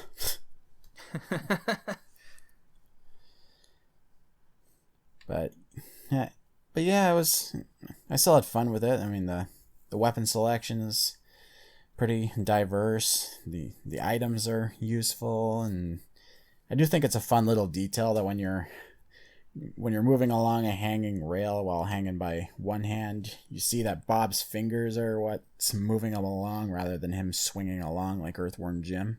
Mm-hmm. So it's just a fun little detail. And not much more I can say about that. What do you think? So the game clocks in around 4 hours according to How Long to Beat, because I did not beat this game. The first one for the podcast I did not beat. Known in Japan as Space Funky Bob, which I think is a way better title. Yeah, it has a little backstory. When Bob crashes his dad's space car on the way to pick up his date, he finds himself stranded on a hostile asteroid filled with enemies. So basically, he kind of has to put the car to get back together to fool his dad and go get his hot date. Yes, this game's very 90s. Sounds a little bit like Toe Jam and Earl. Yeah, kind of, right? Yeah. Yeah, like Joey said, there's weird little phrases and everything. Boss shooting, eh? Robo bogus when you die. Yeah, there's Bob's your uncle. Yeah, there's a lot of things like that before each level. So the usual 90s stuff there. I thought the game was zoomed in way too far, personally. Couldn't see shit throughout the whole time. It was just, oh, boom, there's an enemy, and he's shooting you off screen already. Yeah. Oh, I wonder where this goes. I fell 10 feet, so I took fall damage. So that was very aggravating. I didn't like that. That was not good. I thought the level designs felt very samey and plain. Yeah, same. Nothing felt inspired to make you feel like you're progressing through any sort of meaningful way. I thought the music and sound effects were very average, if at all. It just felt like someone went in their kitchen and put things together, and hey, that's what I'm gonna make sound for. I was not impressed with this. I thought at best this is an average title. This came across as one of those early mid 90 titles where it's like, hey, let's make a game with a possible mascot character and see if it sticks and go from there. Nothing was really hitting here with the game to separate it from a pack that was already filled. I believe very early on in the podcast when we did our Missed Mascots episode, that's still the most popular episode we've ever done for the Retro Gaming podcast. I think Bob was nominated for that one. Oh, yeah? Yeah, and then we ended up choosing, I think it was like Arrow the Acrobat or something, which is, I think, a better game than this. Yeah, I thought, it didn't have too much issues with the controls themselves, but it only felt like the duck mechanic and the jump mechanic wasn't even necessary, almost. I just didn't feel like I was doing anything with the character throughout these very plain level designs. I just very much could not get into this. I read some people say that, later in the game it gets more interesting, like Joey with the helicopter scenes and everything. I really couldn't be bothered to even care. That was my problem with this. That's a huge miss, especially on the Super Nintendo in '93. There's just so many other games that you could be dedicating your time to. Yeah, for sure. And then I found 3 reviews for this one. Oh boy. So a lot of people reviewed B.O.B. GamePro issue 44, March 93, which is interesting because it says the game came out in summer, so people were really hopped up on this one to come out. It came out, I guess, April was its official date, which is not summer, but anyways. So GamePro reviewed a month before release. It had an MSRP of $60, by the way. That's ridiculous. Oh, wow. Yeah, so games back then were still... Well, I remember Earthworm Jim 2 was MSRP of $45. I think that's because it came out on last gen's console, so it was cheaper. Ah, yeah. It released at a cheaper price point. But yeah, it kind of gives you more perspective on game prices really haven't changed at all since the early days. Graphics 4.5, sound 3.5, which I think is even a little too high there. Control 4, fun factor 4.5, which I guess goes with what you guys were saying. That makes it for an 82.5 out of 100, so a good review when you aggregate it all out. This review gives you Bob's whole story and will have you crying corrosive tears, is what it was used. Yeah. Hypes up the sheer amount of levels the game offers. I think it said like 48 or something crazy. There's a password feature every 3 levels or so. It tries very hard to make the game deeper than what it is. I felt this review was going for. It definitely felt like more of an advertisement, not a review for GamePro. EGM issue 45, April 93. This gave it a 5, a 7, a 7, and a 5, respectively 60 out of 100. They even marked it as average at best. Some good-looking aspects. Levels get good later, so that kind of confirmed my thoughts there. But it's not as enjoyable as expected getting there. So it seems like they had the same issue I did. A good game for those that like slow-moving action. Thought that was an interesting way to put it. They all universally praised the game's animations, but always followed up with a huge negative. Like, the bosses were not impressive. Things like that. So, EGM harsh yet again. I think I know why our dedicated fans were like, you gotta read the EGM articles. The reviews. So, I guess it's very rare they universally like a game. And then, Nintendo Power was issue 49, June 93. Right on page 8, so early in the issue. Really hits hard the 90s speak in this one. The year is 2199 and Bob's got a date. It's totally rad. Highlights all the weapons because robot stuff. Yeah. Highlights all the weapons because robot stuff. They have all the levels laid out, so all mapped out. So if anything, this put more perspective on how lame these levels were. Because you're now looking at the whole thing, right? So, I'm going to fail Mr. Funky Robot Bob. Just too many games like this at the time. It needs to separate it. Normally I'd say, yeah, it's average, but I'm saying because of the environment it all is, it's like, it's your 60th sandbox game. I'm not impressed. It gets a fail for me. I'm a pass it. I give it a soft pass. Okay. Joey, why don't you do Kevin's pick since he's not here and he was messaging us thinking about coming, but I guess he's gonna miss out. His pick, Heavy Barrel for the NES. $13. Developed and published by Data East.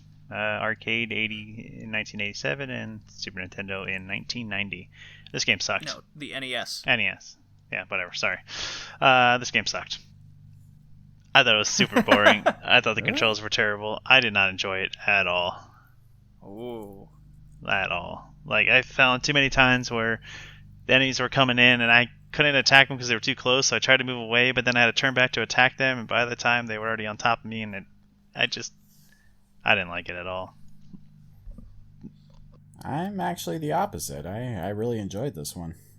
Ooh, two completely different opinions. Keep going, guys. And then I want you to go to war. Yeah, I found this to play like a cross between Commando and Contra. It's like it's top down. It's got the whole you're going against waves of enemies, moving forward, just keeping firing constantly. Although once you get the flamethrower weapon, you're pretty much set for the rest of the level, because that thing is super overpowered. But it's got limited ammo, so gotta be careful. I mean, Can you switch between your weapons so you can save your bigger ones? I can't remember. I wasn't able to figure that out if you could.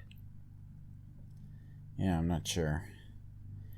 Because it threw me out. When you got those weapons, it just felt like you immediately lost them. Yeah, I guess I'm not. I don't really remember, but I honestly didn't expect to have as much fun with this one as I did. I mean, sure, it's pretty basic compared to the others, but I find it to be executed pretty well. At first, I didn't realize that the red pegs you pick up from some enemies are what open the item chests, but once I did, everything made so much more sense. Yeah, you get keys, and the replay value there is figuring out what's always in certain chests for certain weapons, and that's how you can kind of progress through the game faster, is learning the stronger weapons are where and using a key at the right time. Yep. Yeah. Interesting concept, I will say. Very unique. Yeah. I found the music was pretty good. I mean, not memorable, but very fitting to the action.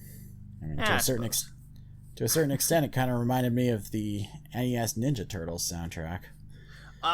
Yes. It's funny you mentioned that. I do have a comment over the magazine review. Oh, yeah. Since you brought up Teenage Mutant Ninja Turtles. I found the walk animation was pretty funny. It's like only 2 frames and it looks so doofy. It's just... It kind of threw me off at first that the screen is constantly moving, but it only moves in the direction that you're moving. So, unlike Commando, you can actually backtrack to a certain extent. Because once you've passed a certain point, you can't really go back to it, I found.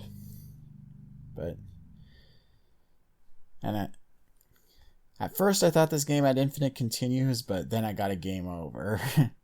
That was pretty frustrated, because the game doesn't actually indicate how many continues you have left. No, yeah, it just kind of ends out of nowhere, and you go, god damn, okay. I did find myself getting further each time, though, that I did a continue. Oh, yeah. Yeah. I noticed after a while that there seemed to be only 2 or 3 different level templates. I mean... Yes, it was the very layouts plain. Are different. The layouts are different, but the aesthetics were very, very similar.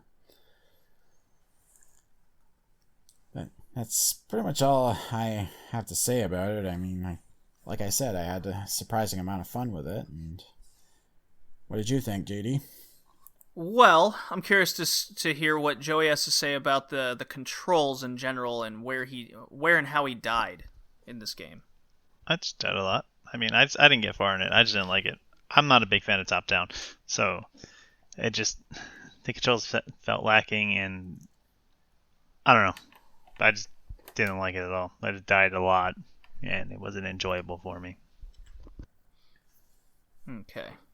So I was able to beat the third boss. That's the helicopter on a bridge, and got a little into that next stage, and that's where kind of I hit a little wall.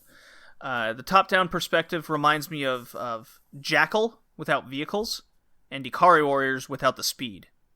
So it's funny that we both had two completely different games to compare this to, Colin. I thought it was a neat little thing. Graphically, it really doesn't impress me. Like you said, there's just two templates that kind of overlapped each other over and over again. I feel the off-screen enemies pop up way too fast, and it's your character that moves just too slow, so it's your inability to dodge with these reactions. So I'm with you, Joey. Like, you just die way too easily, and there's like, even if you know it's coming, or I have to dodge now, you just move too slow in order to accomplish what you feel like you should. Because like in Metal Slug, you're jumping, you're moving, it's very responsive. Didn't get that here. Didn't get that same feeling here. I think that was a big deterrent from me wanting to continue this game. The way the controls are, I thought, are fine. Of course, you have to button mash the shoot button, so can't hold it down. So if you got a turbo pad, bust that sucker out for this one. I wasn't impressed with it, but I didn't hate this game either. This is definitely what I would consider kind of that average thing. I really think if you could move your character faster, so your reactions were in line with the character, this would be a much better received game.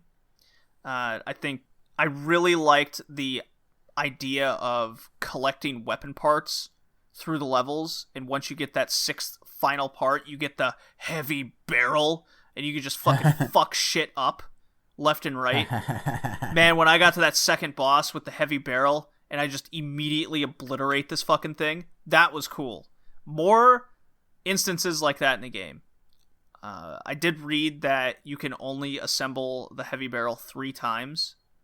But by the time you... Well, the thing is, by the time you collect those parts each time, the idea is to savor the moment of using the heavy barrel, basically for boss fights, right? Especially the harder ones later. That's what I read.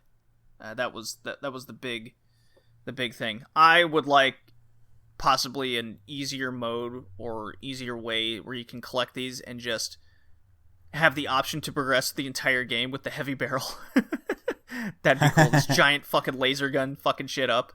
But maybe a sequel they could have done that. But anyways,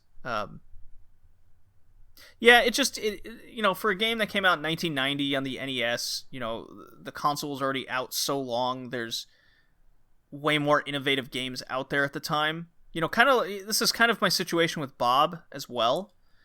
But the fact that there weren't too many top-down shooters that were great comparatively, I'll give this one a pass, but it's not going to get a glowing review from me, that's for sure. But you guys. Joey, you fail it, obviously, right? Yeah, I definitely fail it. Yeah, I give it a pass. I mean, I found it to be above average.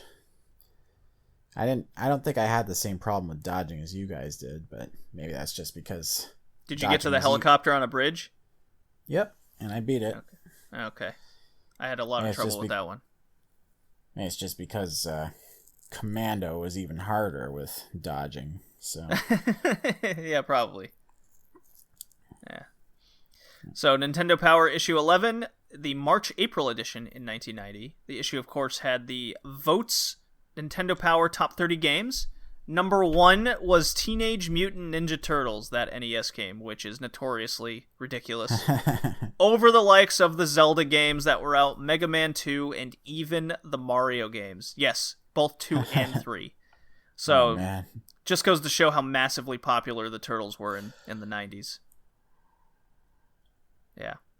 But besides that, it's like, I love reading these old Nintendo Powers. It's truly a gaming magazine bent on helping the players get through games, which is really cool. It wasn't just here's a review, here's a review, here's a review.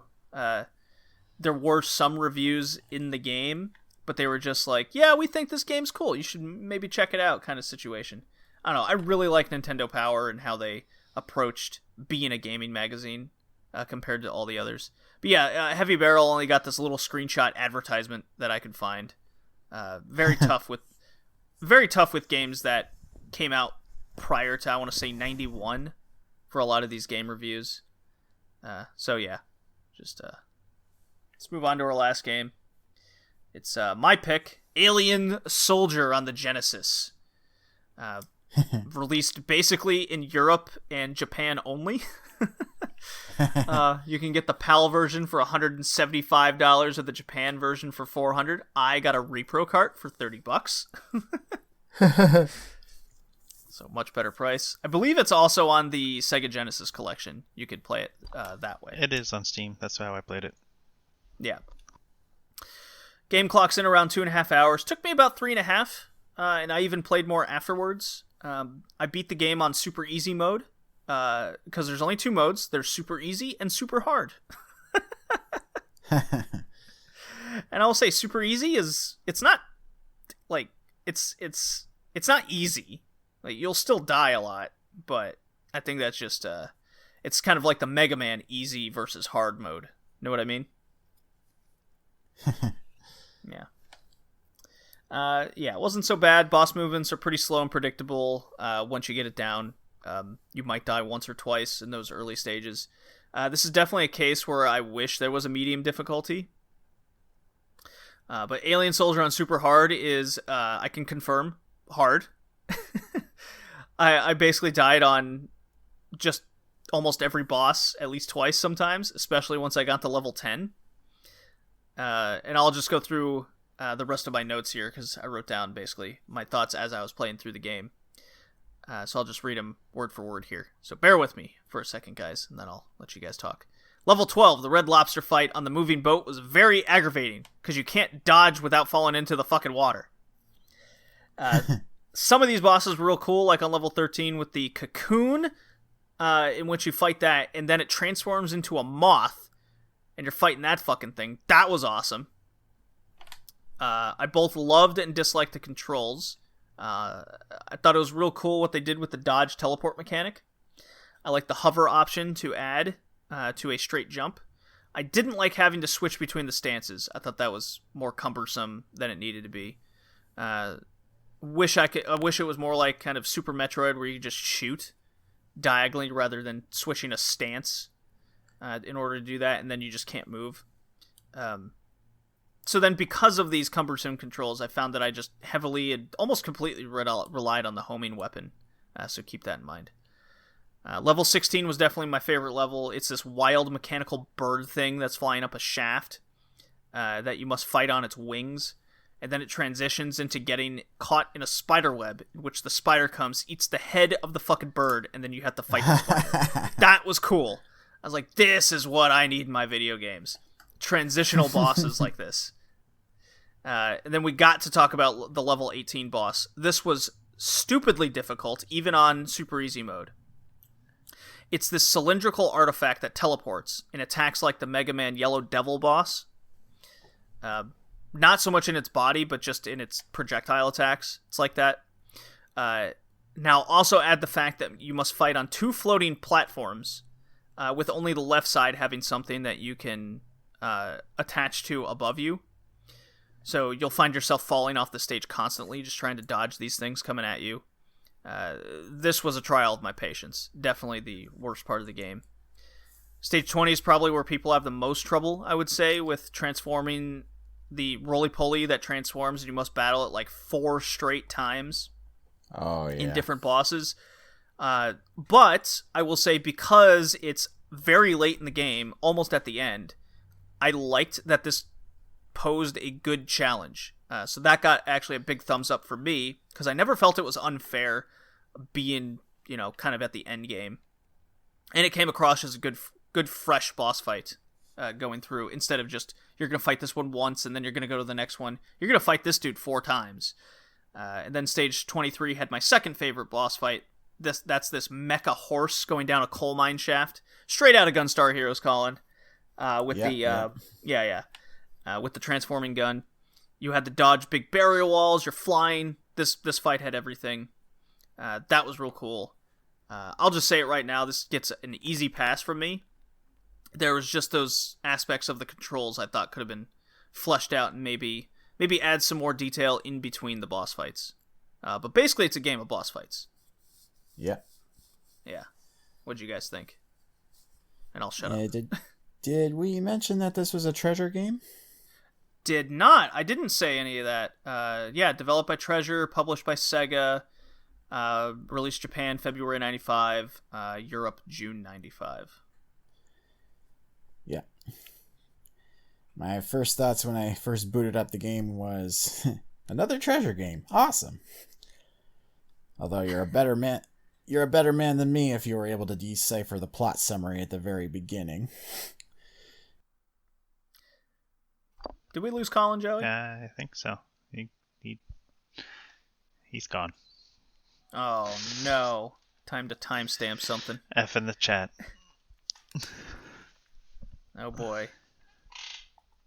I guess I'll talk about the game while he's... Yeah, you talk, Joey. Keep us on track. Failure.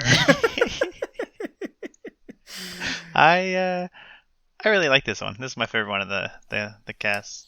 Oh my god, a game I picked that someone liked. I was so surprised because I didn't look at who picked the game, so I was like, oh, this is a fun game. This can't be JD's. Yep, it's yours. I'm like, god damn it. I don't want to say it's my favorite just so you enjoy it, but it by far was the best game that we played. Although I must have played on the hardest level because I couldn't get past the first boss. But I think I'm going to go back and play it some more. It was a lot of fun. I like that you can choose 4 different weapons, then decide if you can switch through for different things. Although some of the weapons shooting was short and the enemies are out of range, so it puts you in a little disadvantage. The vagina-looking aliens in the first level were weird. Yep. So, but I like that he can jump up and like walk on the ceiling. There's just a lot of things about this game that I liked, and I'm surprised that you said it wasn't released in the US.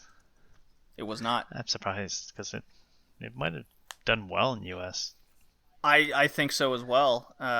However, look at that release date, 1995. Yeah. Saturn was out. I mean, true. They probably didn't want to spend money to port it up, but I thought it was a lot of fun. I really enjoyed it, and don't think I would pay $400 for it though. No. Yeah, I got a nice little repro card that does it well. I believe it's on the Sega Genesis collection, so there's other ways to play it at this point in time. I have it on. Yeah, I have the Genesis and Mega Drive collection on Steam, and it's on there. Yeah, good. Yeah, it's definitely worth seeking out. Yeah, I think if it came out in like 93 or 94, and if it went into the US, this would have been a lot more popular than what it is. Yeah, for sure. It's Colin, you're back. Yeah, I don't know what the hell happened there. I mean, I was on my phone data for the first, or up to that point, and then I figured I gotta switch over to my Wi-Fi again. But I mean, it showed that you guys were there, and that I was still in the chat, but you guys weren't responding at all. So, well, I'm back now, so my thoughts are I actually found the game super easy, even on super hard mode, because that teleport move, it gives you, it's like the rocket powered ground slide. Like when you slide across the stage, you have like this big flame ball surrounding you, and I found that to be super overpowered, because if you just cheese that move, you can win any of the boss fights in less than 30 seconds. I should try that because I was having trouble with the first boss. Yeah. Once you, what was very useful is right when you start the game and you're choosing your 4 initial weapons that you want to use for your super alien robot to take on all these mechanical aliens. Simple premise of the game. They definitely didn't try to complicate it by any means, but it goes through a whole, here's all the mechanics you should learn between changing stances, utilizing the dodge mechanic, so that I was like, okay, when I died and game overed, you can go through that again. Come on, kitty cat, what are you doing here? Jesus. Bad kitty. Bad kitty. There he goes. Yeah, so the teleport dodge mechanic is you have to use this thing, otherwise you won't get far in the game. Yeah. Severely handicapping yourself if you don't use it. I never once felt like I was in danger of dying either, because I couldn't even really tell if I was taking damage at all, since the health bar never really seemed to move. I don't know if it's in the normal game or all games, but I could switch my bar to numbers, so I got to see exactly how much they are hitting. Yes, you can. You can switch between like 20 variations of how to track your weapons, how much weapon health you have left, or ammunition, mind you, your health bar, your energy bar. But yeah, I mean, I beat the game fairly easily. I kind of liked that there was a mechanic where you can walk on the ceiling if you jump high enough. Reminded me of the indie game VVV. Right, yeah. And don't mind my phone vibrating there. The sprite for the main character is huge. I mean, it's not necessarily a hindrance, it's just not something you see often. Exception being Metroid 2. Well, I mentioned in Bob that he was the game was very zoomed in. Alien Soldier is very much that same way, right? That we're right on it perspective. However, because this whole game is presented as the single screen boss fight, it works in this sense. While I didn't feel like in Bob it worked at all. Oh yeah. Because you're not progressing through really a level. In Alien Soldier, it's just move left to right, here's a boss battle almost immediately, and you kill some enemies, like maybe for 20 seconds in between to maybe get some health back. A really cool mechanic that I can't really think of in any other game is your Alien Soldier here has a deflector attack. You double tap B or whatever, and he puts out kind of this deflector shield, and that will destroy a bullet or a missile coming at you, and that will give you more health, right? Yeah. Yeah, so that's really cool because you do lose life relatively quick if you get kind of pwned in a corner, or the boss has you in a bad situation. So that's very useful, and there's a big bonus factor that if you get all your health to 100% and you use the teleportation dodge mechanic, he becomes a giant fucking fireball, and you can essentially kill a boss in maybe a hit or two because it takes away like half its health. Now the X factor to that is you lose a little bit of health after you use this attack, so you have to gain the health back using that deflector attack. Very cool, interesting mechanics there that, in that sense, I really liked. So those controls, again, I have that love-hate relationship. Why is it so overly complicated on one end, and then it's very unique and innovative on another end? Yeah, and all the weapon selection you had, it kind of, I can tell it was sort of a precursor to Radiant Silvergun, which we covered on a previous cast. Oh, yes.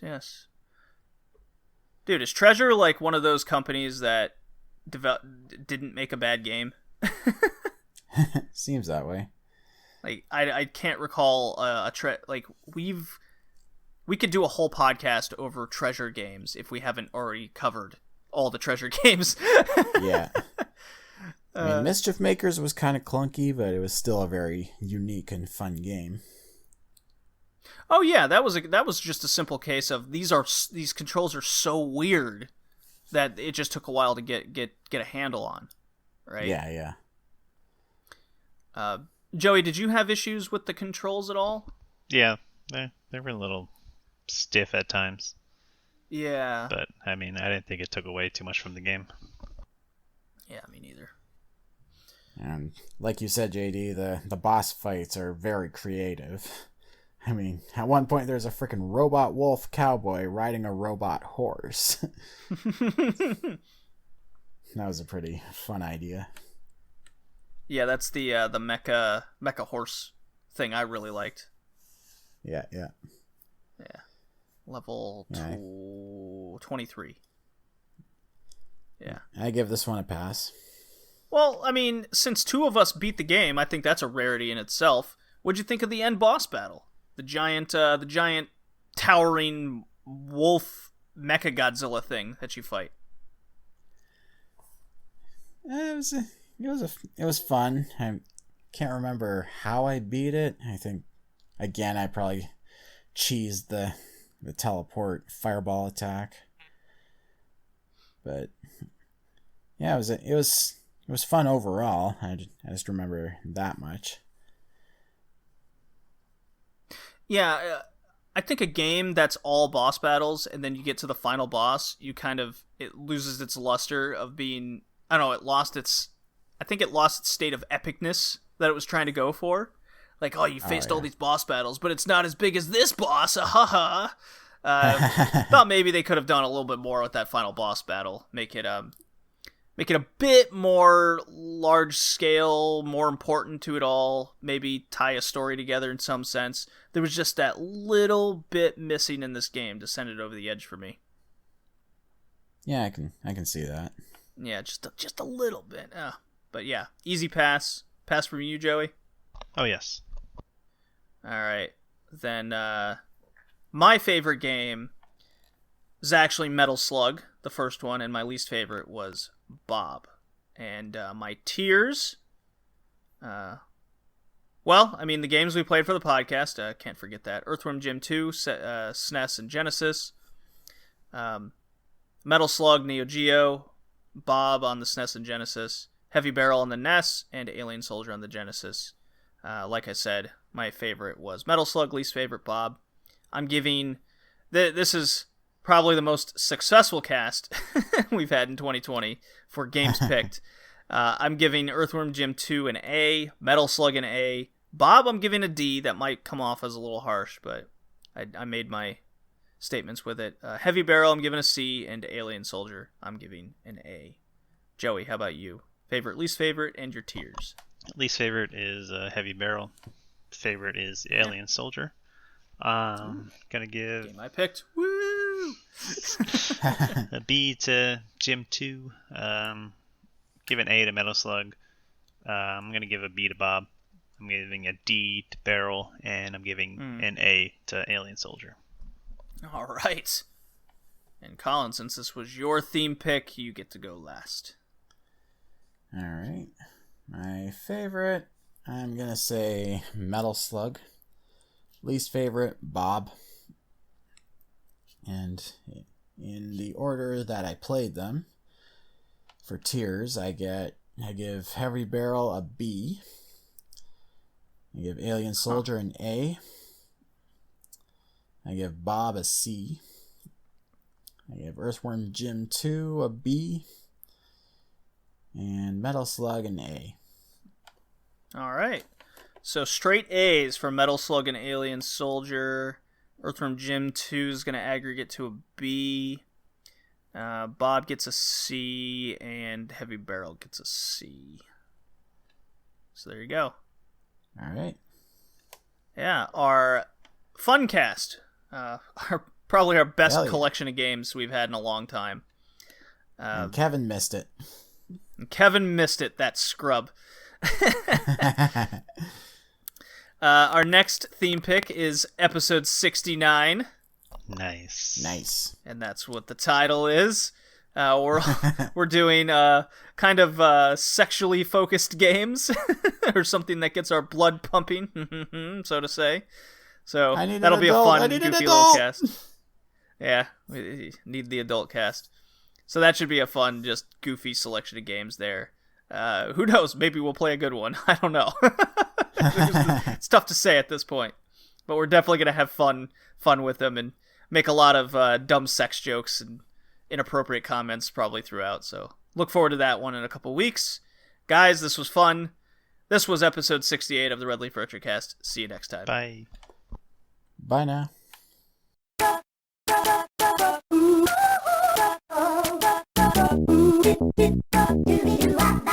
Ooh, oh, oh.